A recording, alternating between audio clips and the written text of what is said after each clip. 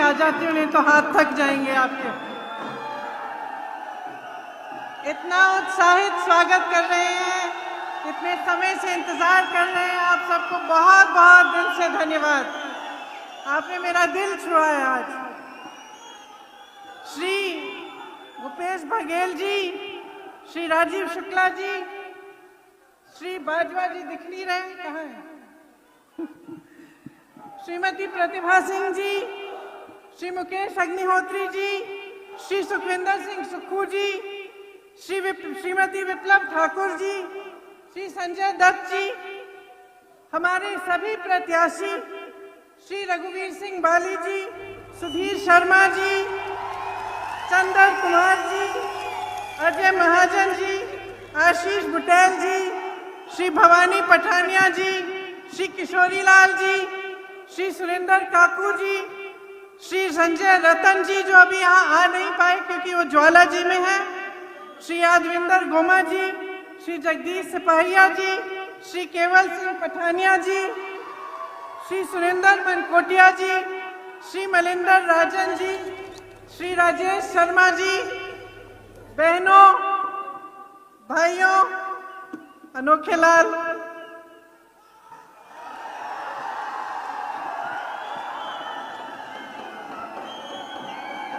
आप अमेठी से यहाँ हिमाचल कैसे पहुंच गए झंडा फहराने?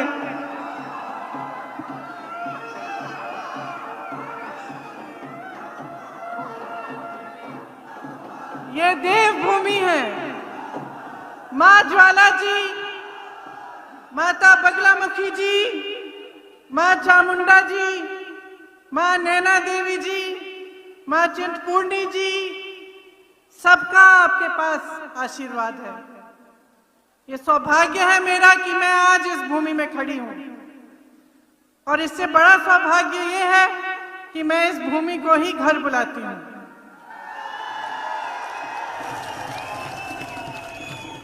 देवी देवताओं के आशीर्वाद से आप, हिमाचल की जनता, हिमाचल के मेरे बहन, मेरे भाई, मेरी माताएं, आप असंभव को संभव कर सकते हैं। ये सिर्फ देवभूमि नहीं है, लेकिन ये वीर भूमि भी है।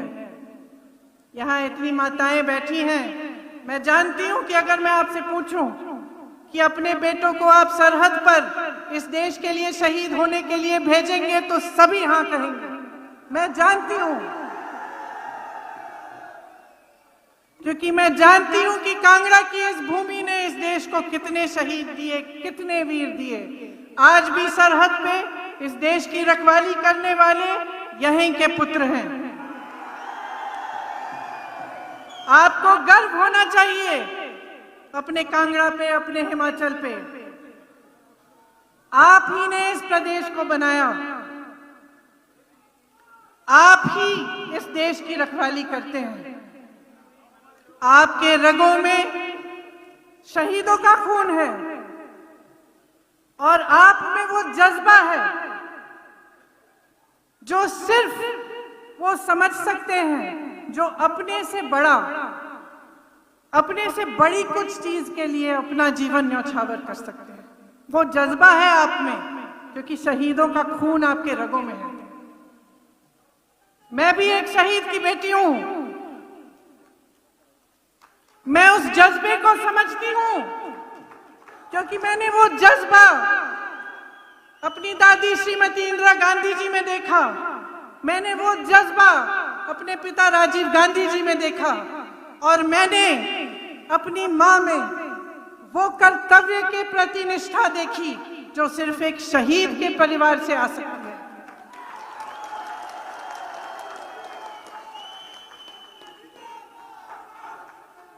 तो मैं आपसे कहना चाहती हूं कि अपने आप को पहचानो।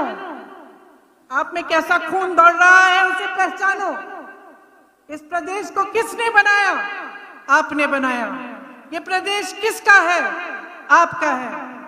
आपको मालूम होगा जब इंदिरा जी ने ये ऐलान किया कि हिमाचल प्रदेश बनेगा, तो पूरी दुनिया ने उनको देख के बोला कि ये देखिए प्रदेश बना रही है, ये प्रदेश चल नहीं पाएगा, इसके लिए पैसे नहीं होंगे, इसकी अर्थव्यवस्था ठप हो जाएगी, लेकिन यहाँ के कर्मचारियों ने, यहाँ के युवाओं ने अपनी मेहनत से, यहाँ की माताओं ने, बहनों ने अपनी मेहनत से ये प्रदेश बनाया, इसको आगे बढ़ाया। मत भूलो कि आप कौन हो, मत भूलो कि ये प्रदेश आपका है। मैं ये क्यों बोल रही हूं?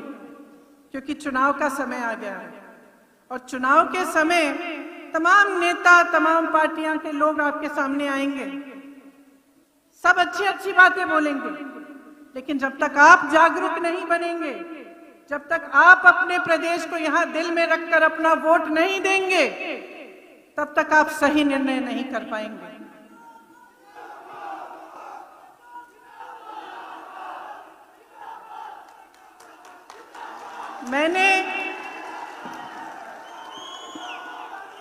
मैंने जज्बे की बात की, क्योंकि आपके जज्बे को समझकर इंदिरा गांधी ने ये प्रदेश बनाया। उनको मालूम था कि आप मेहनत करोगे, आप में क्षमता है, विश्वास था आप में, इसीलिए उन्होंने इस प्रदेश को बनवाया और आप उस पर खरे उतरे, आपने करके दिखाया। पूरे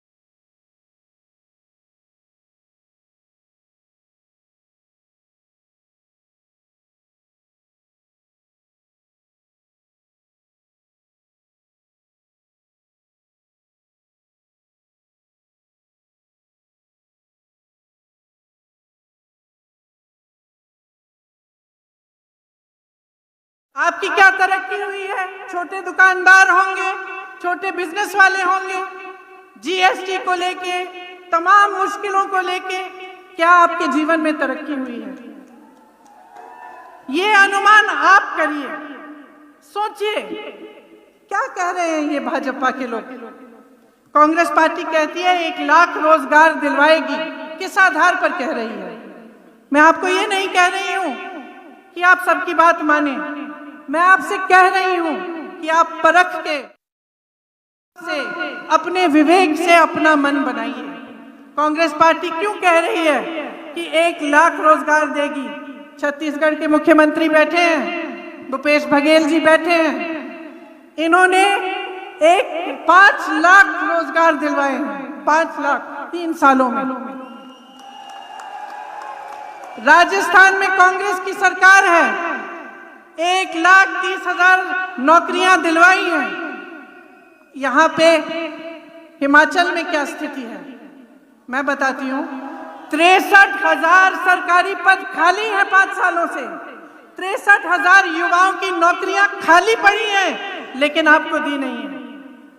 जब हम कहते हैं 1 लाख रोजगार देंगे, इनके मुख्यमंत्री कहते हैं ये तो हो ही नहीं सकता। मगर मैं पूछना चाहती हूं, जब हिंदुस्तान की संपत्ति, जब भारत के पीएसयू अपने उद्योगपति मित्रों को बेचना चाहते हैं तो वो संभव है, वो हो सकता है। नौजवानों को 1 लाख रोजगार नहीं मिल सकता, लेकिन पीएसयू बेच सकते हैं, वो हो सकता है। पुरानी पेंशन हम कहते हैं हम देंगे, किस आधार पर कह रहे हैं? इसलिए नहीं कह रहे हैं कि हम चुनाव के मंच पे खड़े हैं, हम इस आधार पर कह रहे हैं कि छत्तीसगढ़ में, राजस्थान में हमने किया है, हम दे रहे हैं पुरानी पेंशन। भाजपा वाले कहते हैं इसके लिए पैसे नहीं है। मैं उनसे पूछना चाहती हूं कि बड़े बड़े उद्योगपति मित्र हैं आपके, उनके लिए 20,000 30,000 करोड़ रुपए का कर्ज आप माफ करने के लिए तैयार हैं, उसके पैसे कहां से आए? 10 लाख करोड़ रुपए अपने बड़े बड़े उद्योगपति मित्रों के आपने कर्ज माफ कर दिए।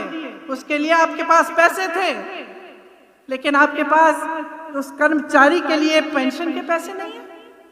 वो कर्मचारी जो जब नौकरी लेता है तो यही सोच के लेता है कि बुढ़ापे में मेरी कोई सुरक्षा होगी, बुढ़ापे में मेरा कोई साथ होगा, थोड़ा पेंशन मिलेगा, उसके लिए आपके पास पैसे नहीं है।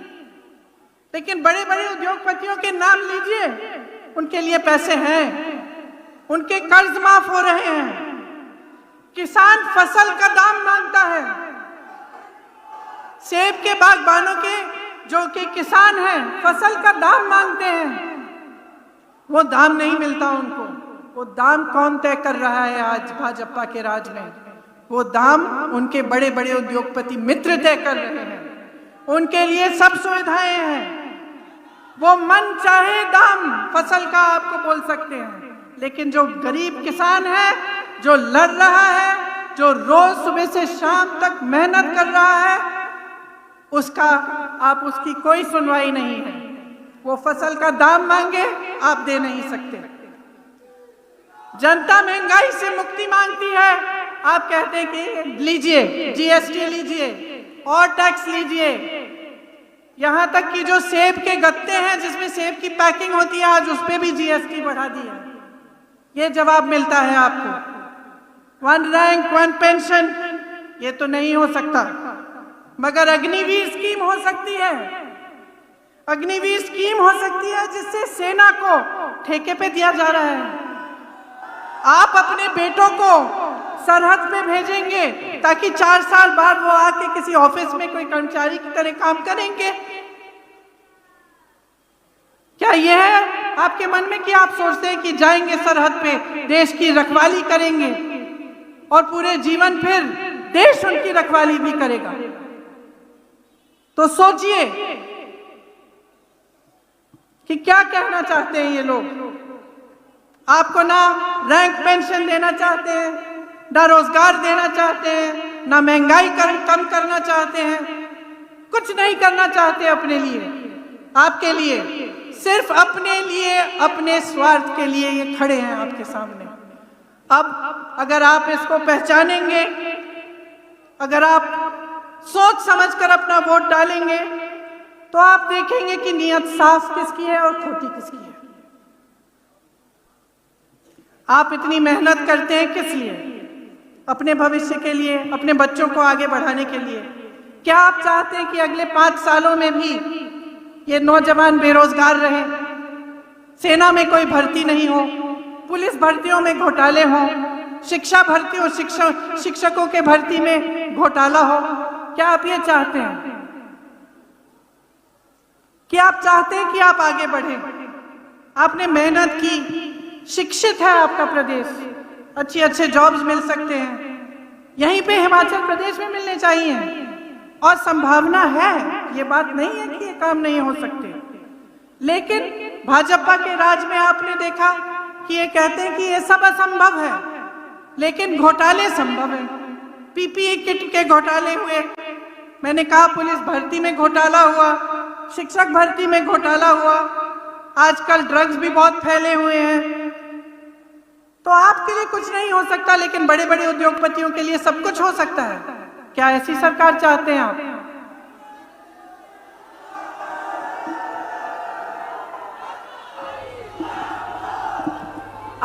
मालूम है कि पहले जो फिक्स्ड कोटा होता था, वहां से यहां लगभग 4000 युवा हिमाचल से सेना में जाते थे। अब नए नियमों से मात्र 400 या 500 जा पाएंगे। उसमें से 75% 4 साल बाद सेना से बाहर हो जाएंगे। इसलिए बहुत जरूरी है कि आप समझें कि ये लोग क्या कर रहे हैं, इनकी नीयत क्या है। कांग्रेस पार्टी इस चुनाव में कुछ गारंटी लेके आई है। गारंटी क्यों? क्योंकि हम किसी आधार पर कह रहे हैं कि हम ये करना चाहते हैं, हमारी सरकारों ने करके दिखाया है। इसीलिए हम कहते हैं कि जो पहली कैबिनेट की मीटिंग होगी, पहली बार जब मंत्रिमंडल बैठेगा, तभी उसमें से आपके ओपीएस का निर्णय होगा कि आपको पुराना पेंशन वापस मिलेगा। इसी तरह से उसी पहली मीटिंग में यह तय होगा कि हिमाचल के नौजवानों को 1 लाख रोजगार मिलेंगे। जो 63,000 पद खाली हैं उनको भरा जाएगा, उससे ज्यादा आपको 1 लाख तक मिलेंगी। और हम ये भी कह रहे हैं कि 5 सालों में हम 5 लाख रोजगार देने की पूरी कोशिश करेंगे। ये हमारी गारंटी है। आपके हक में हम सब कुछ करना चाहते हैं। हम कह रहे हैं कि इसके साथ साथ जो मेरी बहनें यहाँ बैठी हैं, जो दिन रात मेहनत करती हैं, कभी कभी मैं जानती हूँ कि ये मेहनत पहचानी नहीं जाती। मैं जानती हूँ कि घर का भी काम आपको करना पड़ता है और बाहर भी काम आपको करना पड़ता है, और घर में बच्चों की परवरिश भी करनी पड़ती है, गृहस्थी संभालनी पड़ती है। मैं जानती हूँ कि आप पर कितना बोझ है, और क्योंकि हम इस बोझ को पहचानते हैं, इसलिए कांग्रेस पार्टी हर महिला को 1500 रुपए प्रति माह देना चाहती है मदद करने के लिए। इस योजना को हम हर घर लक्ष्मी योजना कह रहे हैं।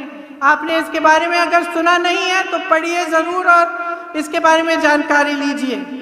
इसके साथ साथ हर विधानसभा में हम 4 इंग्लिश मीडियम की पाठशालाएं बनाना चाहते हैं। ड्रग्स से हम लड़ेंगे। जिस तरह से आज ड्रग्स नौजवानों के भविष्य को खा रहे हैं, उसके खिलाफ हम खड़े होंगे और हम लड़ेंगे। केंद्र में जब हमारी सरकार बनेगी, तब ये अग्निवीर की स्कीम हम वापस लिख देंगे, इसको रद्द करवाएंगे। हिमाचल में एक्स आर्मी के लगभग 3000 आरक्षित पद है, हम इन्हें भरवाएंगे। डायरेक्टर सैनिक वेलफेयर, डिप्टी डायरेक्टर सैनिक वेलफेयर के ऑफिस में जो पद खाली हैं, सभी भरे जाएंगे। हिमाचल के हर जिले में एक्स सर्विसमैन हेल्थ सेंटर, जिसमें कैंटीन, उसके साथ ECHS हेल्थ सुविधाएं होंगी और सैनिक वेलफेयर का दफ्तर होगा। ये सब हो सकता है। मैंने आपसे पहले भी कहा, यहाँ बघेल जी बैठे हैं, इस चीज का प्रमाण है कि जब कोई कुछ करना चाहता है तो वो करके दिखाता है। इन्होंने आपसे कहा कि जब इनकी सरकार बनी तो कांग्रेस ने वादा किया था कि सरकार में आते ही किसानों के कर्ज माफ होंगे। सरकार में आए 3 घंटों बाद निर्णय लिया कि किसानों के कर्ज माफ होने शुरू होंगे, और यही हुआ। आज सबसे कम बेरोजगारी छत्तीसगढ़ में है, जहां कांग्रेस की सरकार है। नीयत ठीक होती है तो बहुत काम हो सकता है। ये बात आपने यहाँ पे कांगड़ा में खुद देखी। यहाँ के विकास पुरुष जिनके पोस्टर लगे हुए हैं, GS बाली जी, उन्होंने करके दिखाया। यशवंत परमार जी ने करके दिखाया। श्री वीरभद्र सिंह ने सालों के लिए अपने जीवन भर ये करके दिखाया। आज हिमाचल के कोने कोने में जाते हैं तो उनके बारे में हम सुनते हैं, लोग उनका आदर करते हैं, उनका सम्मान करते हैं, क्योंकि उन्होंने आपके लिए मेहनत की। उन्होंने आपकी क्षमता, आपकी शक्ति पहचानी और उस शक्ति की को एक ऊर्जा बनाई, जिसमें से उन्होंने इस प्रदेश का विकास किया। कांग्रेस ने हिमाचल में सेंट्रल यूनिवर्सिटी बनाई, IIT बनाई। वीरभद्र सिंह जी ने गांव-गांव में स्कूल बनाए। कांगड़ा को मान महत्व देने के लिए धर्मशाला में विधानसभा और सचिवालय बनाया। GS बाली जी ने नई नई योजनाएं लाकर खूब रोजगार दिलवाए।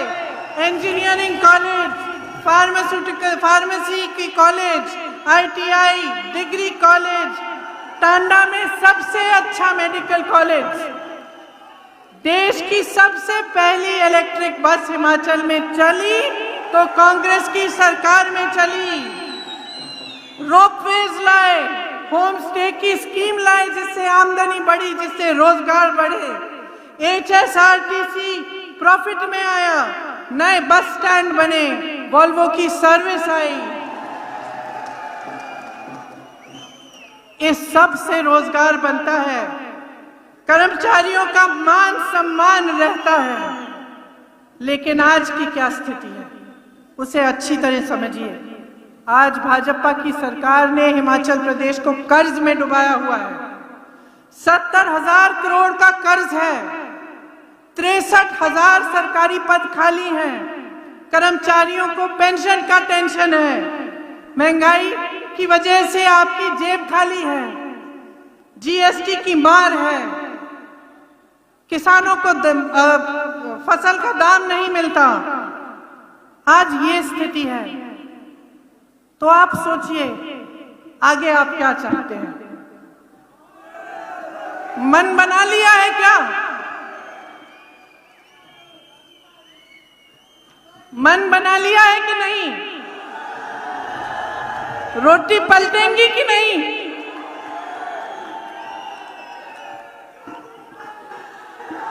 मुझे लगता है कि अब कांग्रेस आ रही है कि नहीं? एक बार जोर से बोलिए, कांग्रेस आ रही है। आपका हक मिलेगा। बोलिए, आपका हक मिलेगा। जोर से। बातें खुशहाली की होंगी, रुकी उम्मीदें पूरी होंगी।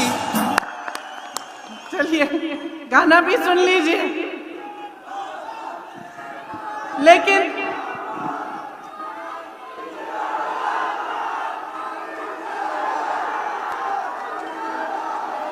देखिए, कांग्रेस का एक एक कार्यकर्ता आज गांव-गांव में काम कर रहा है। एक एक नेता दौड़ रहा है, प्रचार कर रहा है, काम कर रहा है। भाजपा के नेता क्या कर रहे हैं आजकल? क्या कर रहे हैं? बगावत को रोकने की कोशिश कर रहे हैं। इतने बागी हैं कि संभाल नहीं पा रहे हैं। क्यों? क्योंकि उनको भी मालूम है कि कांग्रेस